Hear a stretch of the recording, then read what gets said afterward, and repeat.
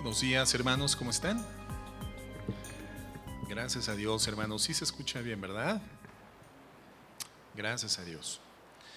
Bueno, pues sean todos muy bienvenidos en esta mañana, hermanos, a la iglesia Casa de Oración Uruapan. Un gusto verles en esta mañana fresca, agradable. Y bueno, pues vamos a dar continuidad a nuestro estudio sobre el Salmo 23. Estamos estudiando el libro de los Salmos y estamos desde hace 3 semanas, 4 con estudiando este libro, este salmo, perdón. Un salmo muy importante hemos comentado y hoy vamos a abordar la última parte del Salmo 23, la última parte.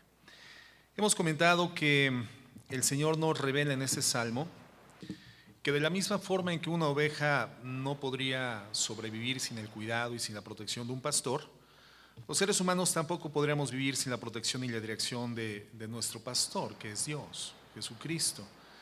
Hemos identificado claramente en nosotros características que existen en las ovejas, motivo por el cual comprendemos el Espíritu Santo inspira en David esta ilustración, este ejemplo de este animal que, a diferencia de todos los demás animales de la creación, es el único que no tiene un mecanismo de defensa. Es un animal muy torpe, muy tonto.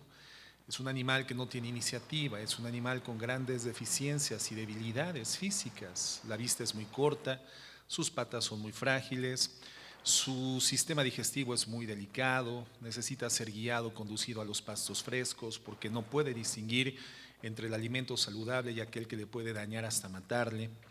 El agua que tiene que consumir del estanque o de los arroyos o de los ríos tiene que ser calma porque las aguas turbias pueden literalmente llevar a la muerte a este animalito, a la oveja. Y entonces nos damos cuenta cómo es una ilustración tan clara, tan nítida de nuestra condición humana. Nosotros humanamente somos igualmente débiles, somos torpes, nuestra vista espiritual es muy corta, nuestra capacidad de discernir entre el bien y el mal sin la dirección de Dios es prácticamente nula. Fácilmente nos desviamos tras caminos equivocados y por lo tanto, de la misma forma que una oveja, nosotros, hermanos, necesitamos la dirección y el cuidado de un pastor.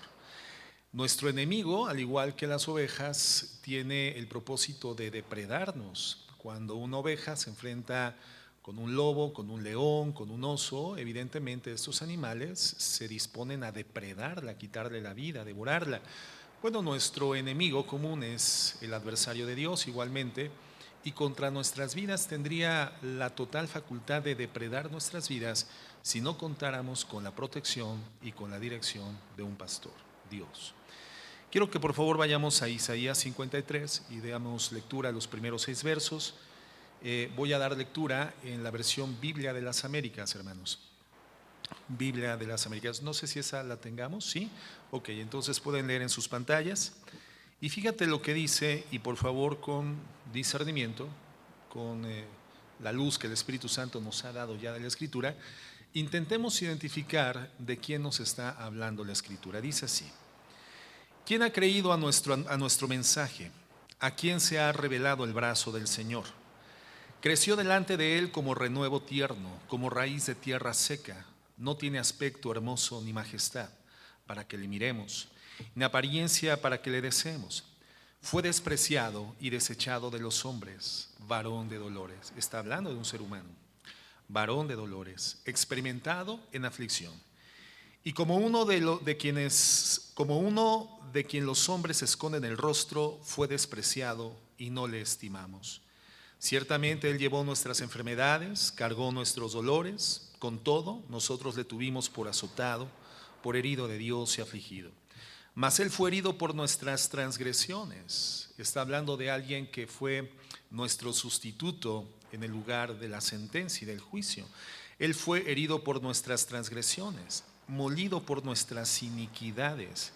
El castigo por nuestra paz cayó sobre él. Está hablando de un personaje en quien todo el castigo por la iniquidad, el pecado, la maldad, los desvíos, los hierros que nosotros moralmente habíamos cometido, cayeron sobre este personaje. El castigo de nuestra paz cayó sobre él y por sus heridas hemos sido sanados. ¿De quién está hablando la Biblia, hermanos? ¿A quién está describiendo? Al Señor Jesucristo, evidentemente, en forma profética, porque este texto es inspirado por el Espíritu Santo al profeta 700 años antes de que estos hechos tuviesen lugar en la cruz del Calvario sobre la persona física de nuestro Señor Jesucristo. El verso 6 habla de nosotros. Fíjate lo que dice: todos nosotros nos descarriamos como ¿qué? Como ovejas. ¿Qué es lo que hace una oveja cuando intenta poner en práctica el ejercicio de su libre voluntad? Simplemente se descarría, y por lo tanto nosotros somos nuevamente comparados con ovejas. Nosotros nos descarriamos como ovejas, nos apartamos cada cual por su propio camino. Y esto es lo que hace el ser humano cuando intenta emanciparse de esta autoridad gloriosa, divina, esta soberanía que el Señor establece a favor de la vida de la condición humana. Cuando creemos que podemos ser dioses para nosotros mismos, dictaminar nuestra propia legislación moral, cuando creemos que podemos tomar con éxito nuestras propias definiciones, lo único que hacemos es egoístamente, cada uno de nosotros, desviarnos tras nuestros propios caminos. Pero el Señor hizo que cayera sobre él, sobre Jesús, la iniquidad de todos nosotros. Entonces está hablando de un redentor, está hablando de un Mesías, está hablando de un sustituto, de un representante de la humanidad ante Dios, donde lleva en su espalda la iniquidad, la culpabilidad, para representarnos, salvarnos, perdonarnos, expiarnos del pecado. Está hablando de alguien que conoce la ruta del dolor y por lo tanto puede ponerse delante del rebaño y guiar al rebaño a un lugar cierto. Un buen guía, un buen pastor. ¿Quién es nuestro pastor, hermanos? ¿De quién habla el texto que acabamos de leer de Isaías? De Jesús. ¿Quién es nuestro pastor? Jesús. Bien, vamos al Salmo 23, por favor, y demos lectura. Jehová es mi pastor, nada me faltará. Este segmento, como ya lo estudiamos, nos está hablando de la seguridad y la protección que tenemos en Jesús.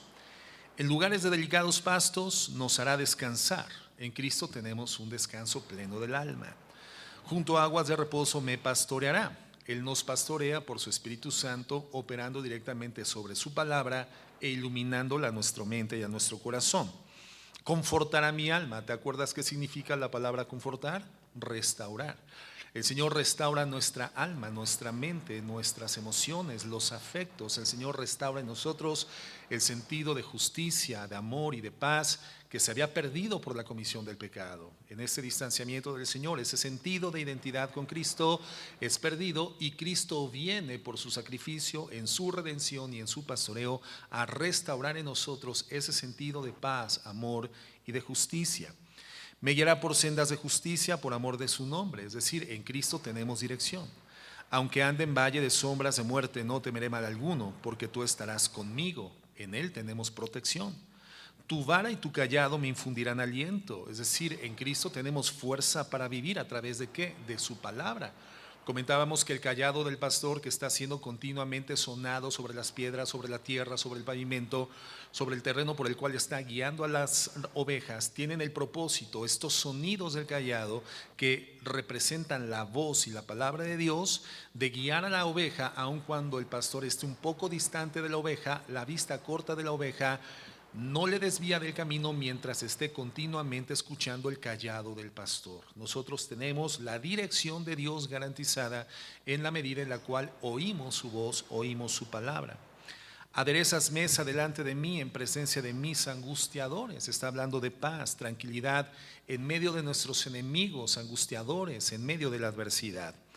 Continúa diciendo: unges mi cabeza con aceite, mi copa está rebosando. Habla de fortaleza espiritual, el respaldo del Espíritu Santo sobre nuestras vidas, la unción del Espíritu Santo que representa este apartamiento que nosotros recibimos de parte de Dios en la redención para servirle en forma consagrada. En el Antiguo Testamento recordemos que los instrumentos y los ornamentos del templo eran ungidos con un aceite especial para apartarlos al servicio del Señor.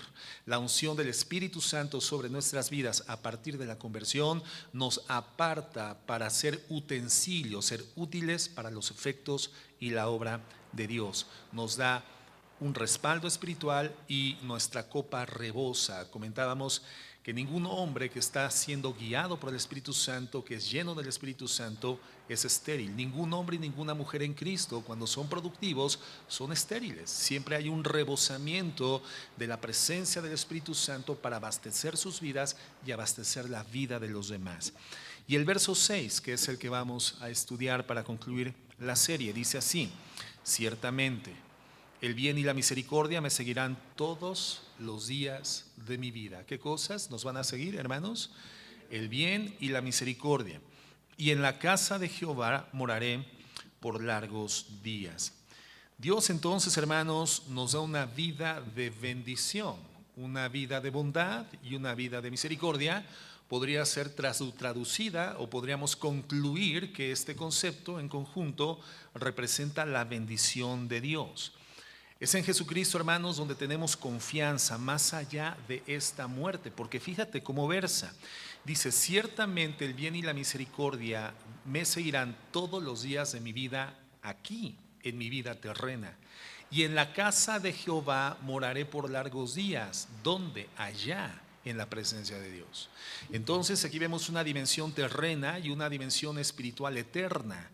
El cuidado de Dios, hermanos, sobre nuestras vidas en forma continua, permanentemente, más allá de la muerte.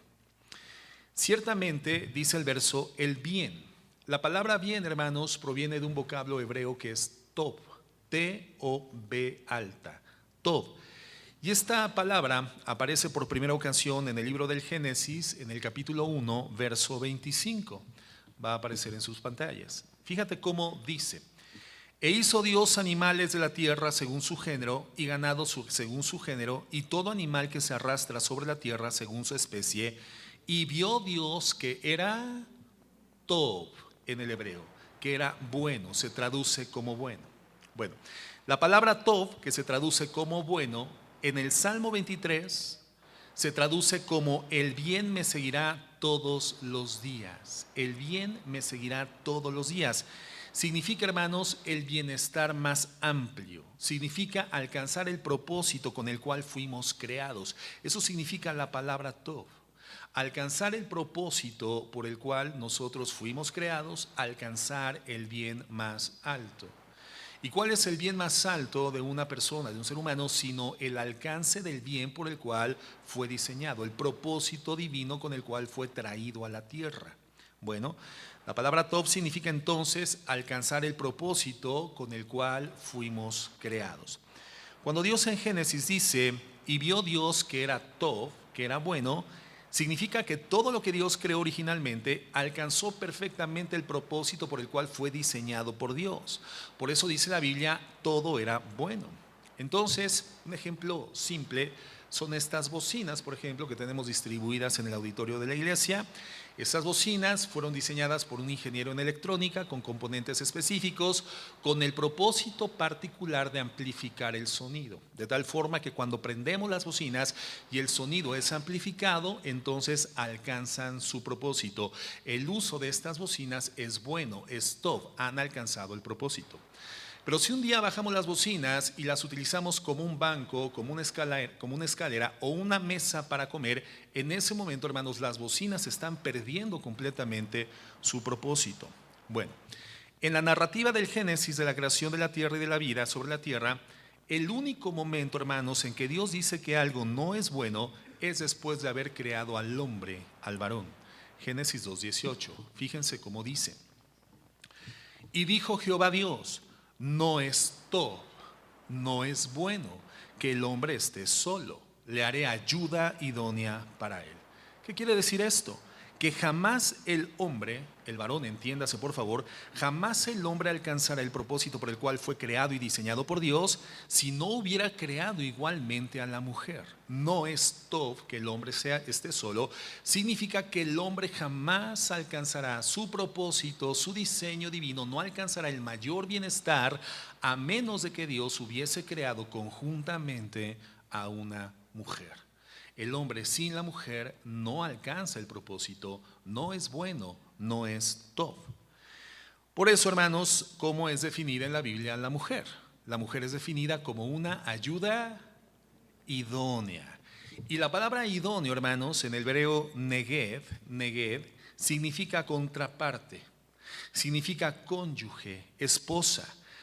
Lo que significa que la mujer se encuentra siendo la contraparte, se encuentra frente a frente con el hombre con el propósito de brindarle un auxilio sin el cual el hombre no podría desarrollar plenamente las misiones, las tareas, las asignaturas que le fueron encomendadas por Dios.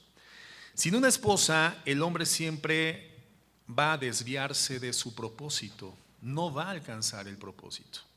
El mejor estado del ser humano para vivir, del hombre, del varón, para vivir, para servir a Dios, aún para poder continuar progresando en su conocimiento de Dios, hermanos, es en el santo estado del matrimonio.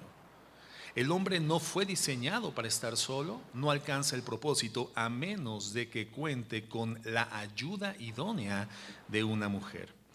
¿Cuáles fueron las tareas que Dios le asignó al hombre? Bueno, le dio la tarea de ejercer gobierno, liderazgo, pastoreo de una familia y hacerlo con eficacia. Entonces entendemos que solamente con el consejo de una esposa sabia el hombre puede tomar buenas decisiones. Solo con el consejo de una esposa sabia el hombre alcanza la bondad, ser tov, alcanzar el propósito por el cual fue creado por Dios. Solamente con el cuidado de una esposa sabia el hombre se encuentra bien alimentado. Solo con la ayuda de una esposa sabia el hombre puede llegar a la plenitud de sus facultades físicas. Solamente con el apoyo y la ayuda y la comprensión de una esposa sabia el hombre puede conservar su trabajo. Solo con la compañía de una mujer sabia el hombre puede ser feliz. Solamente con la ayuda idónea el hombre es tov, alcanza el propósito por el cual fue diseñado por Dios. Pero encontramos a muchos hombres, hermanos, tan carentes de sentido común y del conocimiento de la voluntad de Dios que jamás consideran a sus esposas como una ayuda idónea, como algo que es absolutamente necesario para que ellos alcancen el mayor bienestar. El bienestar que Dios ha diseñado y que les ha dado para que puedan dar en el blanco, para que sean asertivos, puntuales, para que sean personas sabias y prudentes. Hay muchos hombres que no han entendido esto y lamentablemente, hermanos, al interior de la iglesia cristiana encontramos una gran cantidad de varones que no han logrado entender, no les ha sido revelado o han sido necios ante la iluminación escritural cuando la mujer es definida por Dios como la ayuda indispensable para que ellos alcancen el máximo nivel de bienestar. Hay hombres que lamentablemente, hermanos, sojuzgan a la mujer, que la hacen a un lado, hombres que la desprecian, hombres que se sienten hartos de su esposa y entonces deciden ignorarlas y terminan siendo los hombres más torpes del mundo porque están despreciando la ayuda que Dios les ha provisto. La mujer, hermanos, sin la cual jamás serán felices. Si el hombre no aprende a ser feliz con su esposa, jamás, hermano, alcanzará la felicidad. El hombre que piensa que cambiando de mujer, cambiando de esposa, caminando por otros derroteros, cuando piensa que ya casado finalmente encontró al amor de su vida en otra mujer y será feliz, está caminando desviándose del camino, está entrando en un camino, en una trampa en donde su vida terminará siendo completamente consumida. Si el hombre no alcanza la felicidad con su mujer, la ayuda idónea asignada por el Señor para llevarlo a un estado tov de plena realización, el hombre jamás conocerá el bienestar, la benevolencia del Señor y la felicidad en la tierra. Por eso, los hombres, hermanos, encontramos en la Biblia instrucciones precisas, completamente claras para darles un tratamiento apropiado a nuestras esposas. ¿Qué dice la Biblia sobre esto? Bueno, en primer lugar, que tenemos que tratar a nuestras mujeres como a vasos más frágiles. ¿Por qué?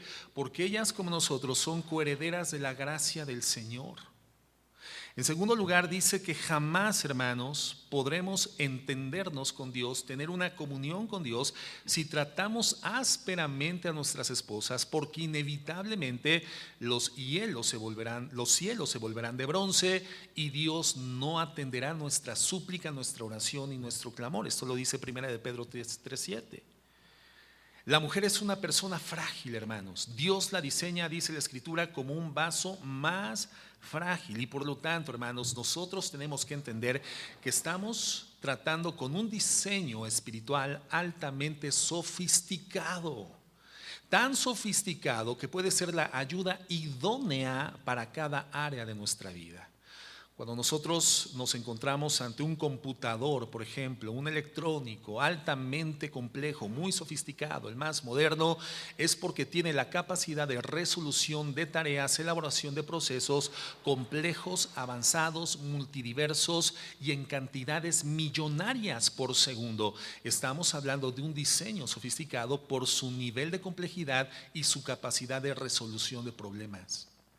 La mujer es ayuda idónea porque es el diseño espiritual, hermanos, en quien los hombres podemos encontrar la ayuda necesaria para la resolución de todas las complejidades, todos los retos, todos los desafíos que nosotros podamos enfrentar en el ejercicio del gobierno, el liderazgo y el pastoreo que el Señor nos ha encomendado como cabezas de la casa, como cabezas de una familia. La mujer es un diseño muy sofisticado. Y hemos comentado que esto lo vemos en su fisiología, en sus condiciones hormonales. Es un diseño que tiene 36 procesos hormonales al mes y por lo tanto necesita un trato cuidadoso porque es un diseño frágil y altamente sofisticado. En tercer lugar, la Biblia dice que como Cristo amó a la iglesia y se sacrificó y se entregó por ella, amándola al punto de poderla presentar hacia sí mismo como una iglesia sin imperfecciones, nosotros igualmente tenemos que sacrificialmente amar a nuestras esposas. Entonces, la ayuda idónea que Dios nos da para alcanzar el máximo nivel de bienestar a los hombres es la esposa. ¿Cuántos varones casados hay aquí en esta mañana? Bueno, ¿cuántos? A ver, sostengan bien su manita, o si no, ayuda idónea, ayúdale a sostener su mano, porque mira, no puede ni sostener su mano tu esposo, te necesita tanto. Bueno, eres un hombre bendecido por Dios, profundamente bendecido por Dios. El tema es si tú ya te diste cuenta de cuán bendecido has sido por la esposa que Dios te ha dado. Nada menos tu esposa representa la única oportunidad de que tú alcances una condición tov, alcances el propósito por el cual Dios te ha diseñado, te ha creado y te ha puesto sobre la tierra. Ahora, ¿por qué la mujer es ayuda idónea? Bueno, porque precisamente con ese propósito fue creada. La mujer fue creada para ser la contraparte, la ayuda idónea del varón. Entonces, ¿qué es lo que la mujer tiene que aprender de estos principios bíblicos? Que la única forma en la cual la mujer alcanzará su estado tov, su estado de máxima realización, el propósito por el cual fue creada por el Señor, es siendo ayuda idónea del varón. De la misma forma que el hombre no podrá alcanzar el bienestar máximo, la condición más plena que Dios le ha dado sin la mujer no alcanzará el máximo bienestar sin ser la ayuda idónea de un varón. Para eso fue diseñada la mujer. ¿Me estoy explicando, hermanos? Eso dice la palabra de Dios. Sin embargo, hermanos, hay mujeres que en vez de ser ayuda, ahora ya viene con nosotras, dicen algunas, ¿verdad? Y vamos muy bien, pastor, iba predicando muy bien. No, es que la palabra de Dios es equilibrada y nos da el consejo a todos.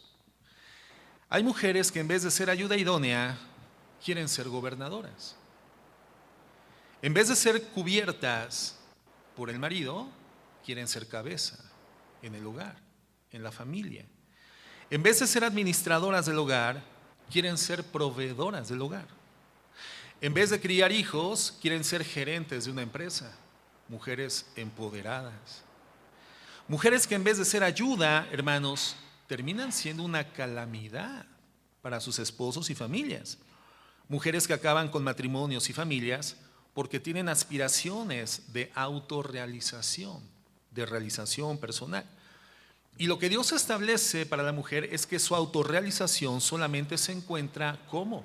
Siendo ayuda idónea.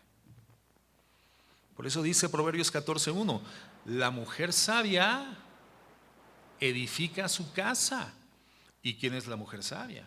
La mujer que conoce la palabra de Dios, conoce la voluntad de Dios y comienza a operar en obediencia activa, voluntaria a la palabra de Dios.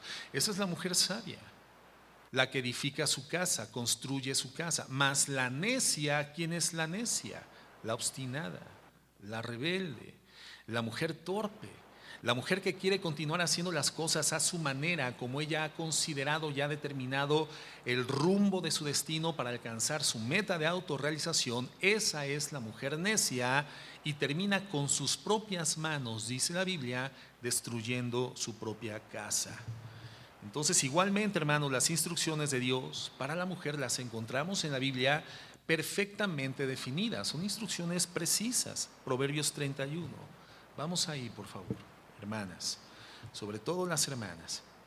Proverbios 31:10. Ya sabemos de qué vamos a hablar, ¿verdad? De la mujer virtuosa. ¿Cuántas mujeres virtuosas vinieron el día de hoy? ¿Pueden levantar su mano, por favor? 2. Bueno, al menos las honestas, y ya todas tendrían que levantar sus manos entonces, ¿no? ¿Están reconociendo que no son virtuosas, hermanas? ¿Cuántas mujeres virtuosas vinieron hoy? Ya son más. Muy bien. Y dice así entonces: mujer virtuosa, ¿quién la hallará? Porque su estima sobrepasa largamente a la de las piedras preciosas. Aquí Dios no está comparando a la mujer con una piedra, no está comparando a la mujer con un objeto, sino que está hablando de ese valor proactivo y productivo que tiene la mujer por encima de cualquier objeto valioso sobre la tierra. Es decir, el valor de la mujer es un valor cuya utilidad va más allá de cualquier cosa que tenga precio y valor material sobre la tierra. Ahora, cuando habla comparativamente en ese sentido de las piedras preciosas, la pregunta sería: ¿por qué una piedra preciosa es considerada como tal, hermanos?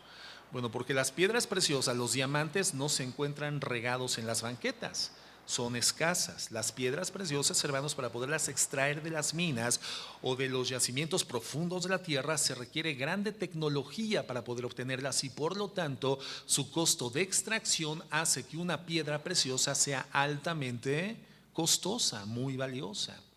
Otra característica de las piedras preciosas es su dureza, su firmeza. En los rotores, en la punta de los rotores de las excavaciones para encontrar yacimientos petrolíferos, hermanos, se encuentran piedras de diamante por la dureza que tiene para poder romper las piedras más duras y llegar a las zonas profundas de la tierra. Una piedra preciosa es preciosa porque es escasa, porque es prácticamente indestructible y porque es muy brillante. Tiene la capacidad de reflejar y difractar la luz del sol en toda su gama de colores, haciéndola muy brillante en su reflejo, inigualable en su reflejo. La mujer virtuosa, hermanos, es una mujer igualmente, en este sentido comparativo, es una mujer escasa. No se la encuentra fácilmente. Son tan escasas que solamente las encuentras en Casa de Oración Uruapan. Y a Patzingán también en el servicio de las 11 mencionaremos esa particularidad.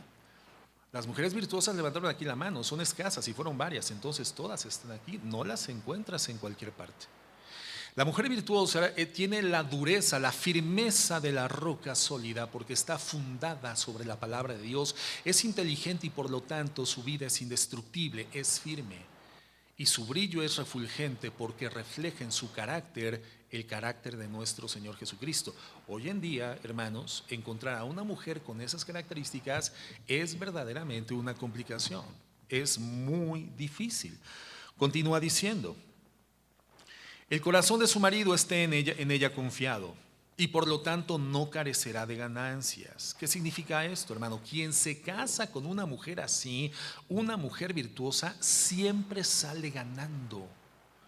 El corazón de su marido está tan confiado porque es una mujer honesta, transparente, confiable en todos los sentidos, que él puede dedicarse a trabajar y puede entregarle el resultado de su esfuerzo en administración femenina sabiendo que no carecerá de ganancias, no perderá el dinero, no despilfarrará las ganancias del marido y por lo tanto está confiado en su corazón. Esa es una mujer virtuosa.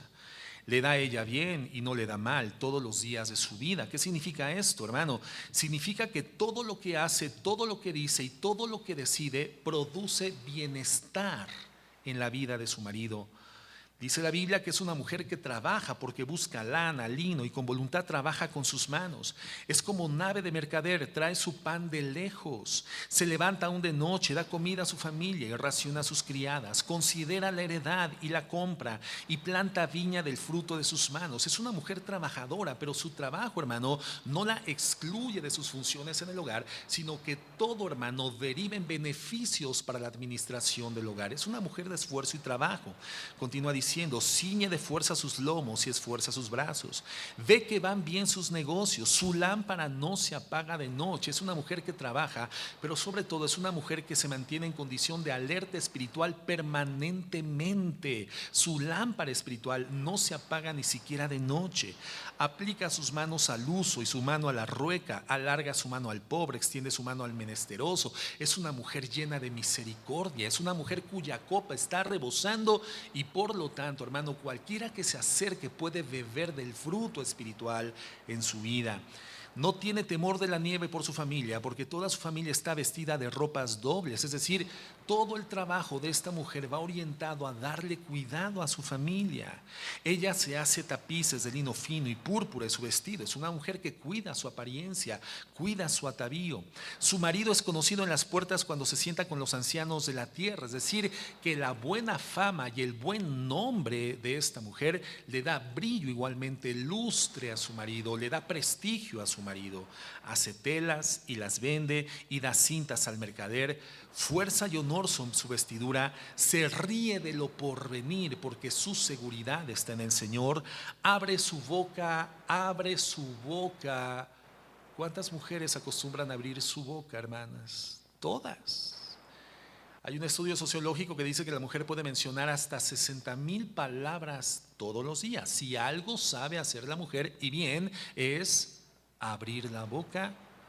Pero esta mujer virtuosa se distingue de todas las demás porque cuando abre la boca escoge de forma diligente palabras sabias. Abre su boca con sabiduría y la ley de clemencia está en su lengua. Quiere decir que la materia prima, las palabras que emite son la ley de clemencia. Es una mujer que conoce la palabra de Dios, habla la palabra de Dios, exhorta con la palabra de Dios y ministra la palabra de Dios. Considera los caminos de su casa y no come el pan de balde. ¿Qué significa esto? Que cuida el estado, la administración de su casa, ve que las cosas vayan marchando bien. No come el pan de balde, significa que no es una perezosa, no es una floja, sino que lo que come lo merece por su esfuerzo. Se levantan sus hijos y este es el resultado, la llaman bienaventurada. Su marido también la alaba. Muchas mujeres hicieron el bien, mas tú sobrepasas a todas. Engañosa es la gracia. Este verso es para los jóvenes casaderos. Engañosa es la gracia y vacía la hermosura. La mujer que teme a Jehová, esa es la que vale de verdad la pena. Esa será alabada. Dadle del fruto de sus manos y alábenla en las puertas sus hechos. Entonces, hermanos, entendemos que tú y yo fuimos creados por Dios para alcanzar un propósito. Conocer al Dios de la Biblia para poder adorarlo y servirlo y funcionar operativamente en obediencia para los propósitos que Él nos dio. Entonces, cuando el Salmo 23 dice que el bien nos va a seguir todos los días de nuestra vida, tenemos que entender que esta palabra bien nos lleva a la conclusión de que todo lo que Dios ha creado y nosotros dentro de su concepto de creación, dentro del espectro amplio de su creación, fuimos diseñados con un propósito. Y hay elementos fundamentales, imprescindibles que Dios nos ha dado para que alcancemos el máximo nivel de bienestar. El hombre no alcanza esto sino con la ayuda de una mujer, y la mujer no alcanza esto sino siendo ayuda idónea de un hombre. Fíjate lo que dice Deuteronomio 10, por favor. Vamos a leer el verso 12 y el verso 13. Dice así: ahora pues, Israel, ¿qué pide Jehová tu Dios de ti? ¿Qué es lo que Dios pide de nosotros, hermanos? Aquí viene descrito. En primer lugar, que temas a Jehová tu Dios. Número 1. 2. Que andes en todos sus caminos. 3. Que lo ames. 4. Y sirvas a Jehová tu Dios con todo tu corazón y con toda tu alma. 5. que guardes los mandamientos de Jehová y sus estatutos, que yo te prescribo hoy. ¿Para qué, hermanos? Para que tengas prosperidad. Prosperidad. Fíjense cómo se traduce aquí en este texto la palabra tov. Aquí tov se traduce como para que tengas prosperidad. Pero ya vimos qué significa la palabra tov. Es alcanzar el propósito por el cual algo fue creado, diseñado por Dios. Entonces dice Dios que cuando nosotros cumplimos estos elementos en el conocimiento de quién es Él, en la adoración, en la gratitud y en el servicio a Cristo, entonces nosotros seremos prósperos. ¿Qué significa ser próspero? Ser próspero significa alcanzar el propósito para el que nosotros fuimos diseñados. La prosperidad nada tiene que ver con el alcance de bienestar material o económico. La prosperidad bíblicamente nada tiene que ver con el incremento de condiciones sociales, socioculturales o bienestar material. No, hermanos, la prosperidad es tov. Significa que alcanzaremos el propósito por el que fuimos diseñados por Dios. Cuando un judío, por ejemplo, dice Boker Tov, que significa buenos días, o Laila Tov, que significa buenas noches, ¿qué significa? Bueno, en nuestra cultura, muchas veces cuando le decimos a alguien buenos días, la contestación es: ¿qué tiene de bueno? Se está haciendo mucho calor. O no te das cuenta de que está lloviendo copiosamente, ¿qué tienen de buenos? Bueno, en el hebreo, hermanos, no es así. Cuando un judío dice Boker Tov, está diciendo que en este día alcances el propósito por el cual fuiste creado. Que este día sea el día en el cual el propósito de tu creación divina sea plenamente alcanzado. Ahorita, por ejemplo, hermanos, yo podría decirles a ustedes Boker Tov, porque están alcanzando el propósito por el cual fueron creados. Están escuchando la palabra de Dios. Ustedes podrían en ese momento estar viendo un partido de fútbol en la televisión o desayunando en la cama, en las casas. Sin embargo, se encuentran frente a la palabra de Dios siendo ministrados por el Espíritu Santo, y ese es el propósito por el cual Dios te creó. Entonces, hoy yo podría decirles Boker Tov. ¿Para qué fuimos creados, hermanos? Bueno, de acuerdo a lo que acabamos de leer en Deuteronomio, es para tener temor de Dios, número 1. Número 2, para andar en sus caminos. 3, para amarlo. 4, para servirlo de todo corazón y con toda nuestra alma. 5, para guardar sus mandamientos y en consecuencia alcanzar el propósito por el cual el Señor nos creó, para ser prósperos, para ser prósperos. Hoy en esta noche, si tú quieres tener en tu casa Laila Tov, entonces necesitas tomar a tu familia, orar, hincarse, humillarse delante de Dios, meditar la palabra de Dios y dormir en paz. Y entonces tú habrás alcanzado Laila Tov, una noche con el cumplimiento de tu propósito durante ese periodo del día. Si mañana quieres tener nuevamente Boker Tov, una mañana Tov, un día Tov, entonces ¿qué tienes que hacer? Necesitas levantarte temprano, orar, leer la Biblia, meditar en ella, ser fortalecido en la Escritura y, sin importar lo duro o difícil de la vida, hermano, vivir en paz y en estabilidad con una mente y un corazón apacible dependiendo de Dios, para que te vaya bien todos los días de tu vida y alcances el propósito por el cual fuiste creado, realmente seas prosperado. Y eso, hermanos, entendemos que es absolutamente imposible sin que Jesucristo pastoree tu vida. Porque el bien te seguirán todos los días de tu vida, el bien seguirá tu vida solamente, hermanos, si es Jesús quien pastorea tu vida. Regresamos al Salmo 23, por favor, en el verso 6, nuevamente, dice así: ciertamente el bien, ya vimos que es el bien, Tov en el hebreo, y la misericordia me seguirán todos los días de mi vida. Ahora, la misericordia, que es un factor que igualmente va a seguirte, significa, hermanos, que Dios va a quitar todas las miserias de nuestra vida que bien merecíamos por una acción de su gracia. Eso significa la misericordia de Dios, que las miserias que inequívocamente merecíamos, teníamos mérito para recibirlas todas, el Señor las retira de nuestras vidas. Eso es misericordia. Misericordia es cuando no se te da lo que mereces recibir. El Señor no nos paga conforme a nuestras iniquidades. El Señor no nos da lo que realmente merecemos, porque Él es un Dios misericordioso. Y termina diciendo: y en la casa de Jehová moraré por largos días. En la casa de Jehová, hermanos, moraré por largos días. Jesús, entonces, entendemos, es el único pastor que nos puede guiar a través de la vida aquí, en la vida terrena. También nos puede guiar a través de la muerte y nos puede finalmente llevar a morar en la casa de Dios. El Señor nos guía a través de la vida aquí, a través de la muerte, y nos lleva eternamente a la casa de Dios allá, más allá de la muerte. Entonces, no solamente Dios nos pastorea en esta tierra, hermanos, sino que aún más allá de la muerte, Dios lo sigue haciendo. Vamos a ver esta verdad. Vamos allá al Salmo 48, verso 14. Ahí va a aparecer en la pantalla. Dice así: porque este Dios es Dios nuestro eternamente. ¿Y por cuánto tiempo, hermano? Y para siempre. Él nos guiará aún más allá de la muerte. Ojalá logremos entender esto, hermanos. La bendición y la paz que implica el saber de antemano cuáles son los acontecimientos inmediatos después de la muerte.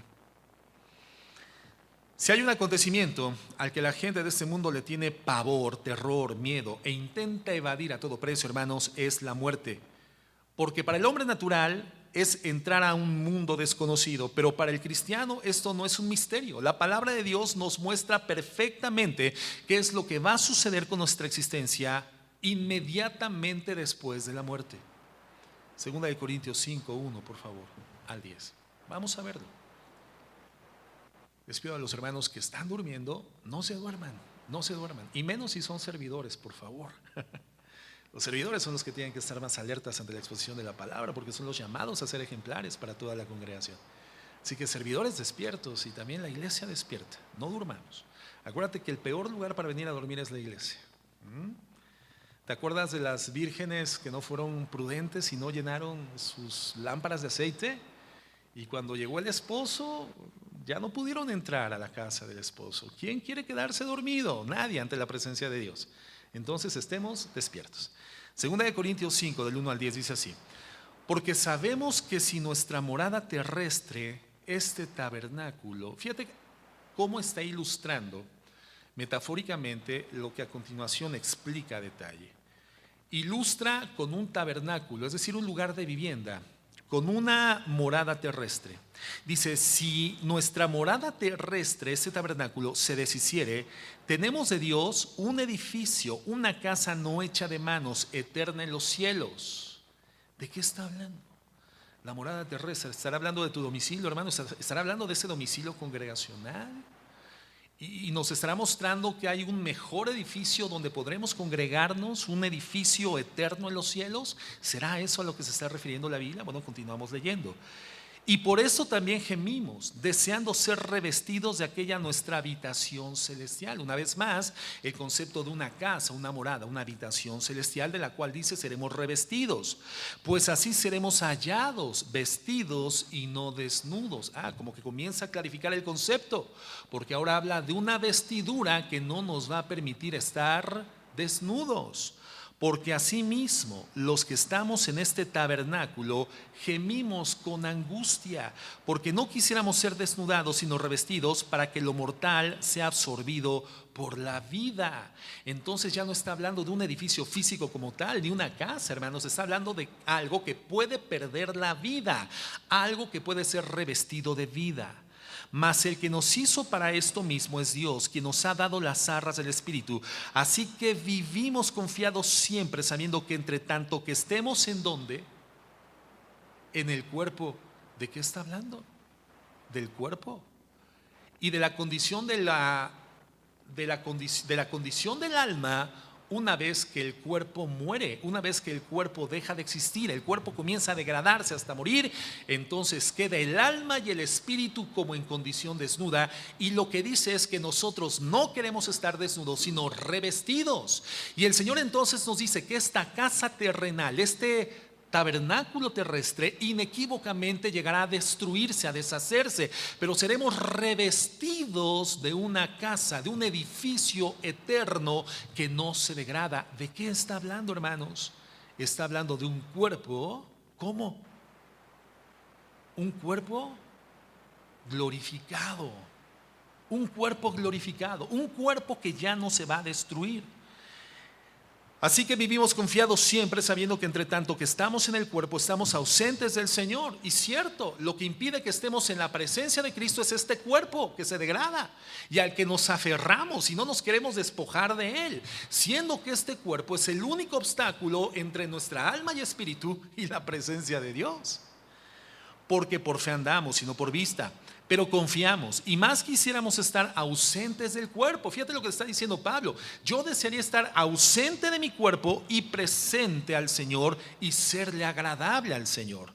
Porque es necesario que todos nosotros comparezcamos ante el tribunal de Cristo para que cada uno reciba según lo que haya hecho mientras estaba en el cuerpo, sea bueno o sea malo. ¿Qué dice la palabra de Dios?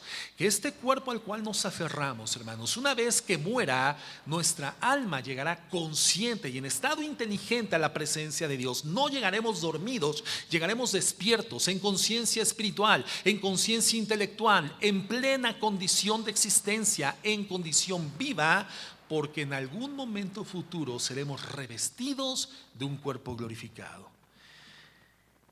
Apocalipsis, por favor. Aquí se describe claramente la enseñanza.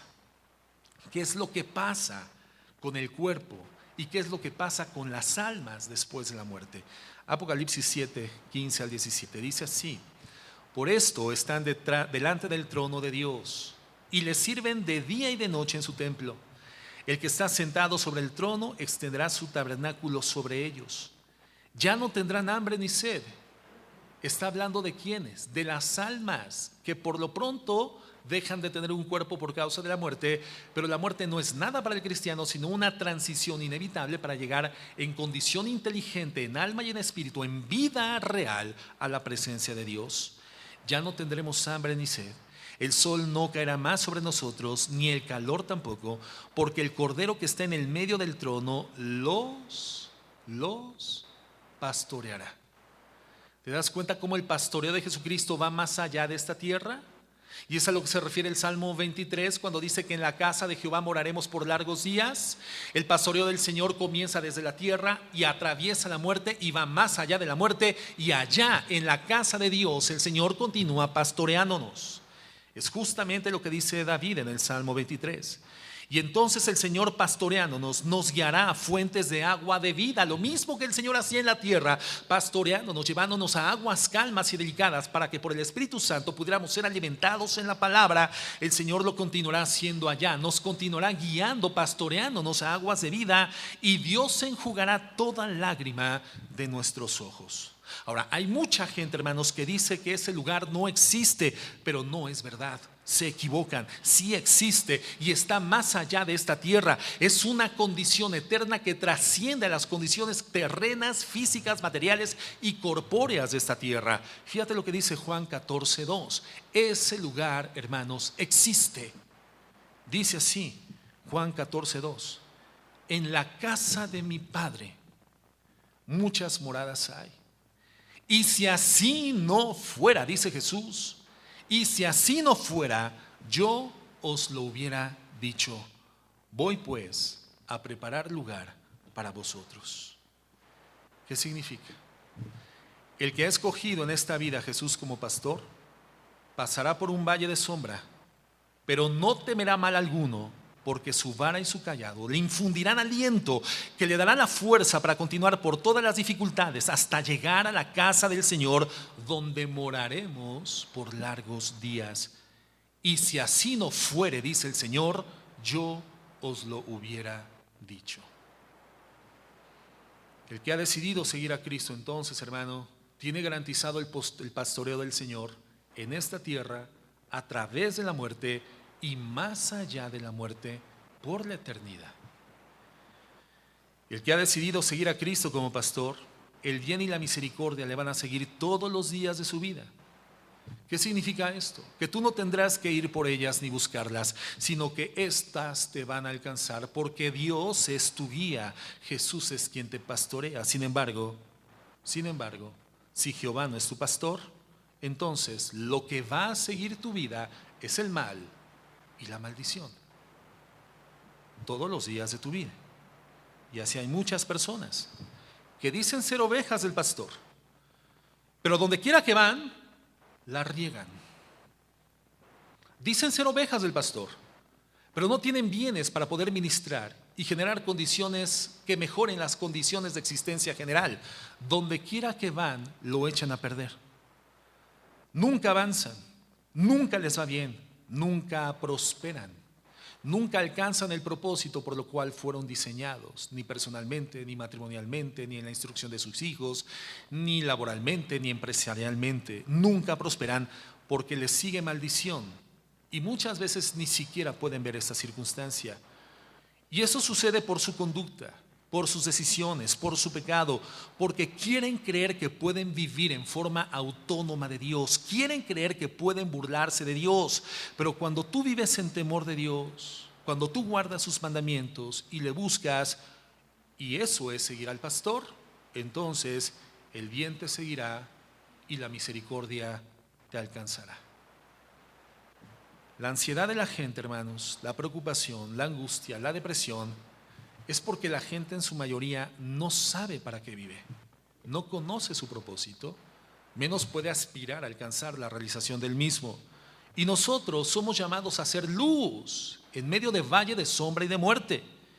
¿Quién es quien le va a mostrar a tu familia que vive como vive porque no tiene luz?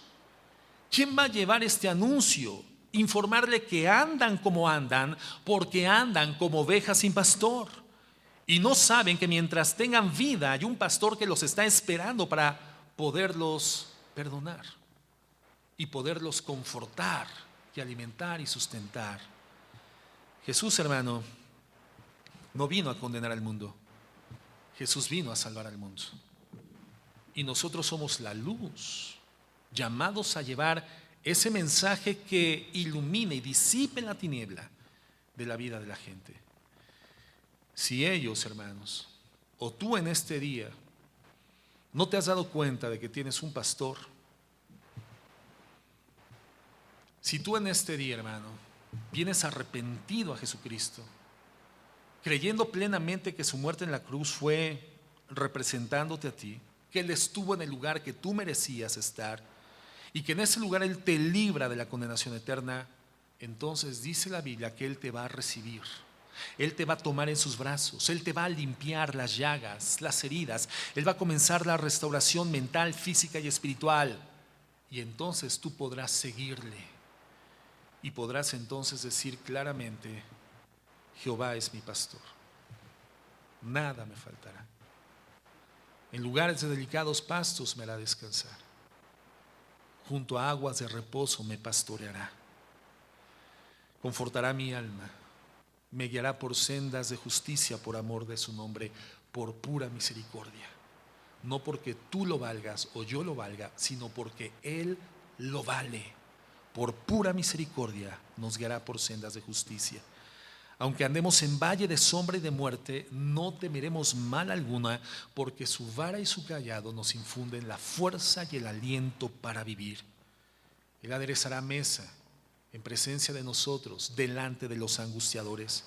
Ungirá nuestra cabeza con aceite, nuestra copa rebosará, y ciertamente el bien y la misericordia nos seguirán todos los días de nuestra vida, y en la casa de Jehová, allá moraremos por largos días. El bien y la misericordia nos seguirán todos los días de nuestra vida aquí, y en la casa de Jehová moraremos por largos días allá. Pero tú en este día tienes que creer que hay un pastor y que ese pastor se llama Jesús. Si tú no crees esto, hermano,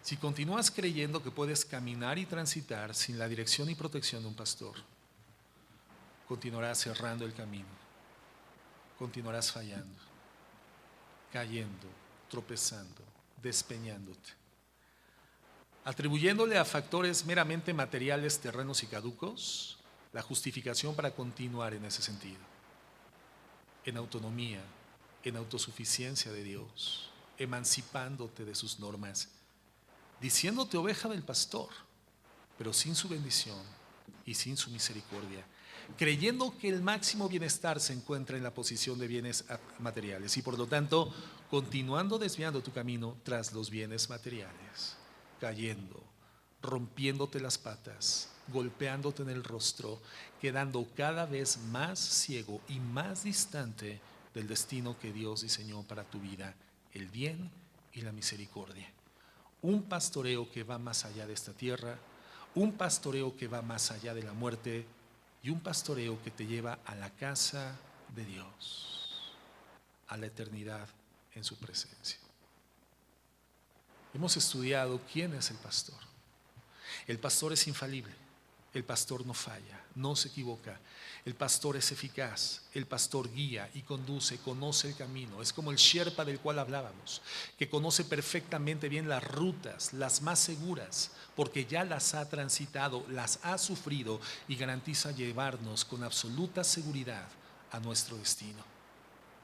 Es ese pastor el que tú y yo necesitamos. Cualquier otro pastoreo de la filosofía, de la inteligencia humana, de las religiones, de las tradiciones familiares, de las convicciones ancestrales, cualquier otro pastor y cualquier otro rebaño te llevará al caos y a la destrucción. Ese pastor no falla. La pregunta es, ¿tú y yo somos ovejas de ese rebaño? ¿Somos ovejas de ese pastor? ¿Eres un hombre de familia, un hombre casado, un padre que puede decir, hermano, yo he alcanzado el propósito por el cual Dios me ha diseñado y voy progresando y cada día esto es más pleno y más real en mi vida? Como esposo soy un hombre realizado, como padre soy un hombre realizado. Tú puedes decir, hermana, soy una mujer realizada, plena, he alcanzado el propósito que Dios diseñó para mi vida. Hoy soy la ayuda idónea de un esposo, el cual su liderazgo exitoso da testimonio de que mi ayuda es una ayuda exitosa.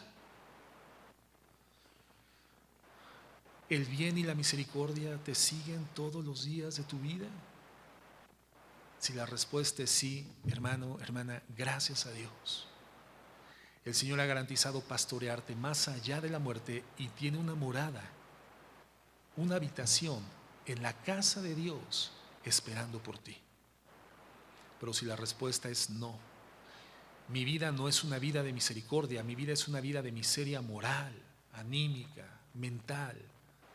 Mi vida no es una vida plena, mi matrimonio no es un matrimonio pleno. Yo estoy harto de mi esposa, estoy harto de mi esposo, no quiero hacer nada por él. Has renunciado a ser su ayuda idónea y tú has renunciado a la ayuda de tu esposa. Entonces, hermanos, aun cuando vengamos a una congregación cristiana, aun cuando recitemos de memoria el Salmo 23, aunque nos digamos ovejas del pastor, no somos ovejas del buen pastor. Él no te está pastoreando en esta tierra, por eso el bien y la misericordia no te siguen aquí, tampoco te llevará a la casa de su Padre allá. Porque Él lleva a la casa de su Padre a las ovejas que lo siguen. El pastor es infalible, el buen pastor. La pregunta es, ¿tú y yo somos ovejas del buen pastor? Vamos a orar.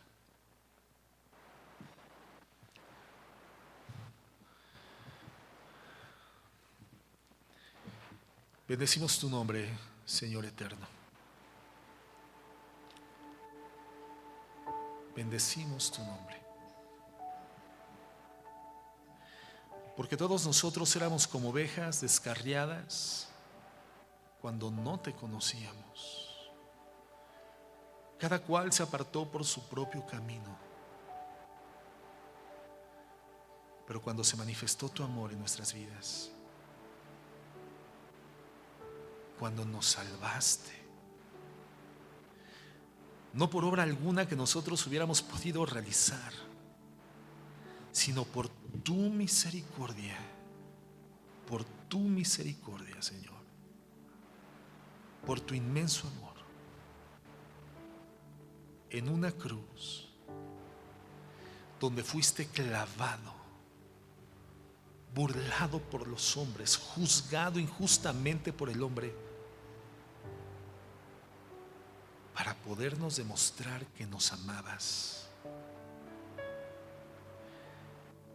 que tú estabas en Cristo reconciliándonos contigo, no tomando en cuenta nuestros pecados, para poder encontrar en esa muerte y en esa sangre tu perdón, la vida, la paz.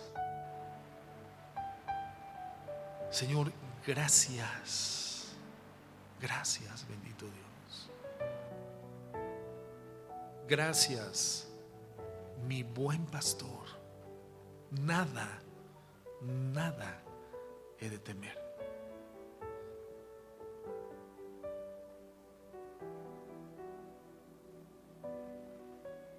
Si en esta mañana tú no tienes a Jesús por pastor, Él te dice: ven a la cruz.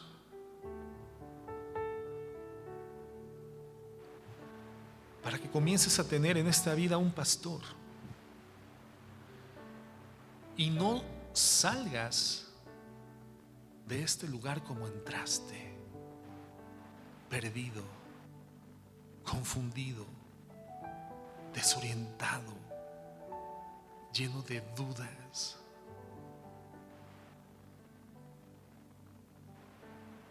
Tú dijiste: Señor, yo soy el buen pastor y mi vida doy por mis ovejas, y mis ovejas conocen mi voz y me van a seguir,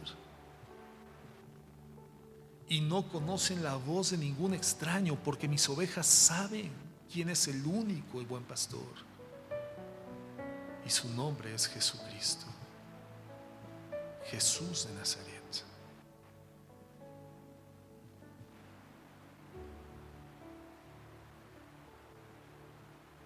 Si no tienes un pastor ahí en tu corazón, hermano, dile: Señor, te necesito. Estoy perdido. Puede ser que algún día de mi pasado haya comenzado a seguirte, pero quise atajar el camino. Creí ver el destino a la distancia corta. Seguiste caminando, pero yo ya no seguí tus pasos.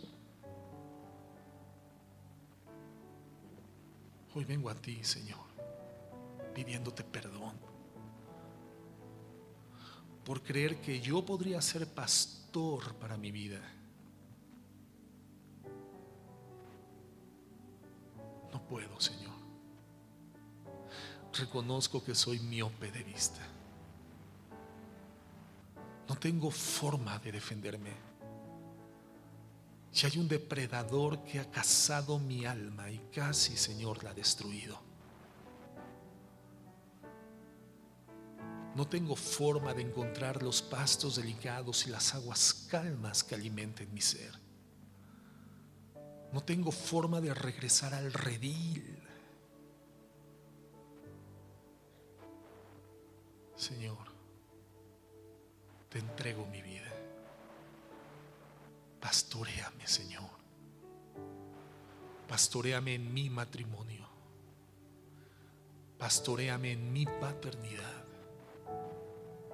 Pastoréame en mi juventud. Pastoréame en mi vejez. Tú eres mi pastor, mi Dios, porque tú moriste y tú resucitaste, y lo hiciste para darme tu justicia, tu perdón y mostrarme tu amor. Perdóname por mis pecados, Señor. Ayúdame y enséñame a seguir tus pasos, a oír tu voz y a nunca apartarme de ti. Guíame, Señor, a la morada eterna.